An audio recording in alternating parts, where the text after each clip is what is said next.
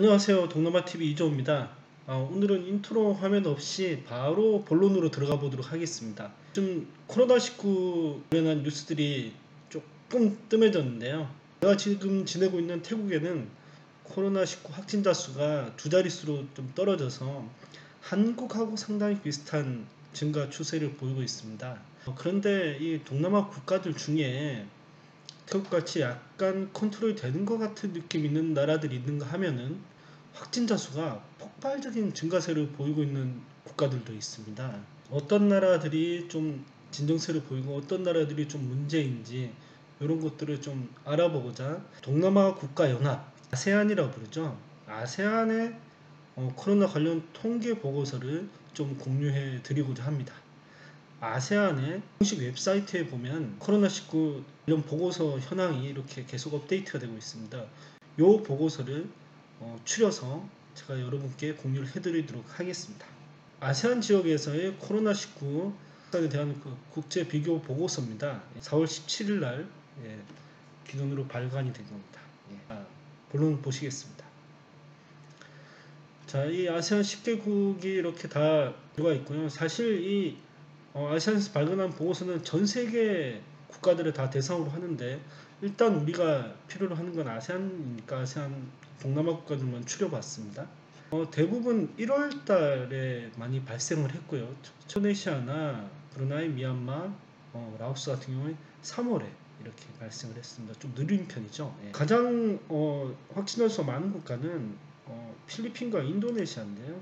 5,500명, 5,600명 정도고 이 두 국가 간의 순위는 큰 의미 없는 것 같습니다. 이게 뭐 한 100명 정도 선이기 때문에 그 다음에 바짝 추격하는 국가가 말레이시아입니다. 5,000명을 이제 간 넘었고요. 5,000명대 이 세 국가 이외에 주목을 끄는 국가가 바로 이 싱가포르입니다. 싱가포르이 왜 그랬냐면은 이 인도네시아든 필리핀든 말레이시아든 나라 국가 사이즈가 좀 되고 인구수도 꽤 많은데 싱가포르 같은 경우에는 서울하고 비슷한 사이즈의 도시국가입니다. 인구 밀도가 너무너무 높은 곳이죠. 고소득 직군에 있는 일반적인 싱가포르 원주민들은 사회적 거리두기나 이런 데 좀 용이한 환경이 있지만 외국인 노동자들의 경우 한 방에 10명씩 지내고 부엌이나 화장실, 샤워실을 다 공유하는 상당히 열악한 환경이 있는 경우들이 많습니다.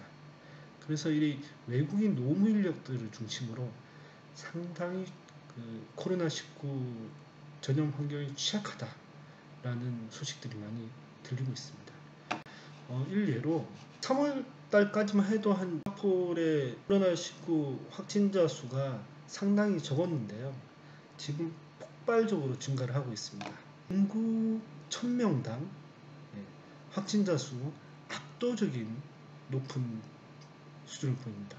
말레이시아나 필리핀, 인도네시아 같은 경우에 이렇게 상당히 낮은 편인데요. 0.170, 필리핀 0.040, 인도네시아 0.020 낮은 편인데 수십 배에 달하는 인구 1000명당 확진자 수를 싱가포르에 보이고 있습니다. 이 추세를 한번 그래프를 보시면요. 이런 추세를 보실 수 있습니다.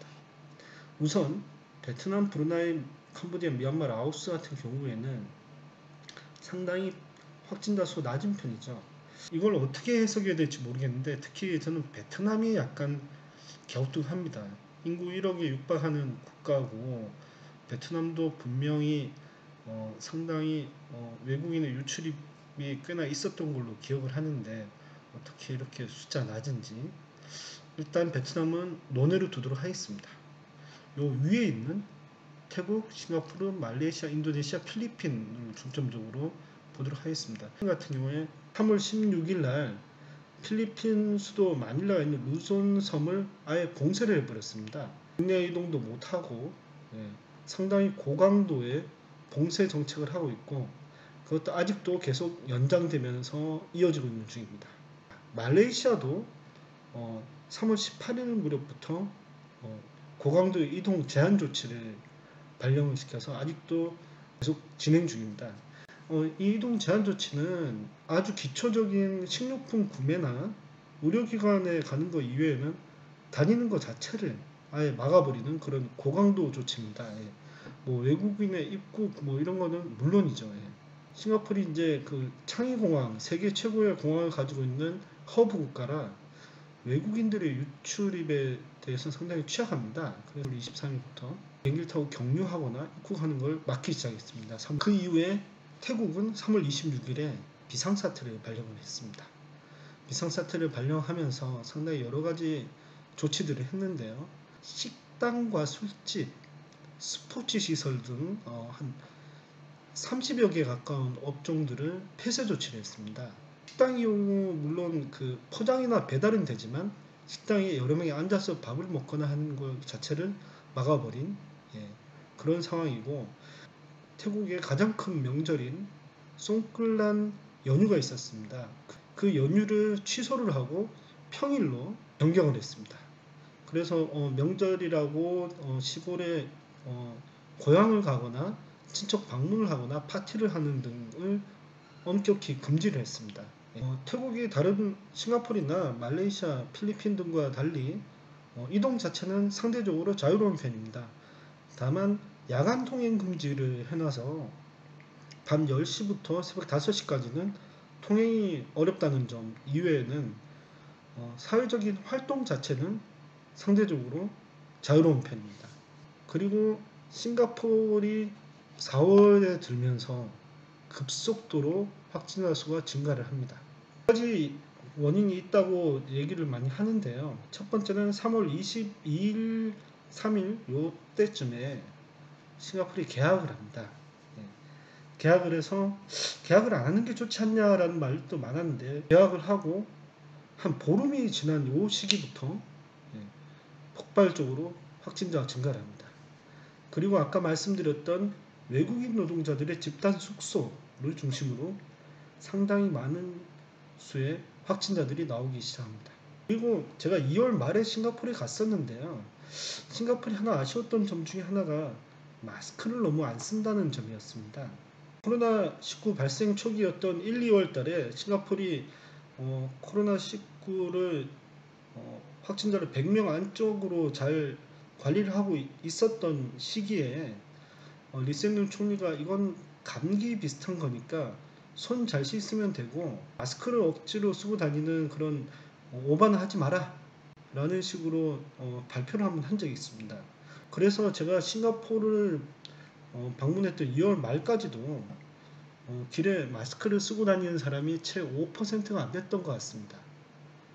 그러나 3월 중하순경부터 본격적으로 동남아 국가들의 코로나19 확진자 수가 증가세를 띄면서 싱가포르도 더 이상 이렇게 느슨하게 관리를 할 수는 없다라고 생각을 했는지 4월달 들면서 4월 7일부터 고강도 사회적 거리두기를 의무화하고 집 밖에 나올 때 무조건 마스크를 써야 하고 2인 이상 만나면 안 되고 식사도 다 제자리에서 해야 되고 상당히 강력한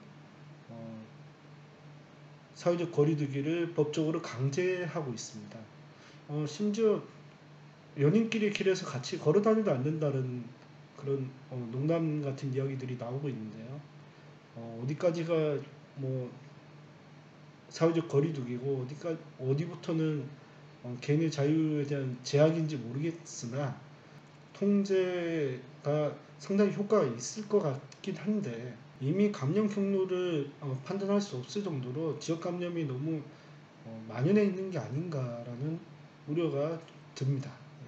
또 이런 시기에 우리나라가 양측 간의 유대를 더 강화할 수 있는 기회를 좀 삼았으면 좋겠다라는 생각이 듭니다. 한국의 코로나19 진단키트 1차 수출국에 인도네시아가 포함되었다는 것은 상당히 시의적절하다고 생각합니다. 인도네시아 이외에도 필리핀이나 말레이시아, 싱가포르, 태국 등에도 우리나라 진단키트 뿐만이 아니라 진단 시스템이나 방역을 할 수 있는 제도나 여러 가지 형태의 보건 협력이 이루어졌으면 좋겠다라는 생각을 한번 해봅니다. 그럼 오늘은 이렇게 동남아 국가들의 코로나19 통계 보고서를 공유해 드렸고요. 다음번에는 또 알찬 소식으로 돌아오도록 하겠습니다. 네, 감사합니다.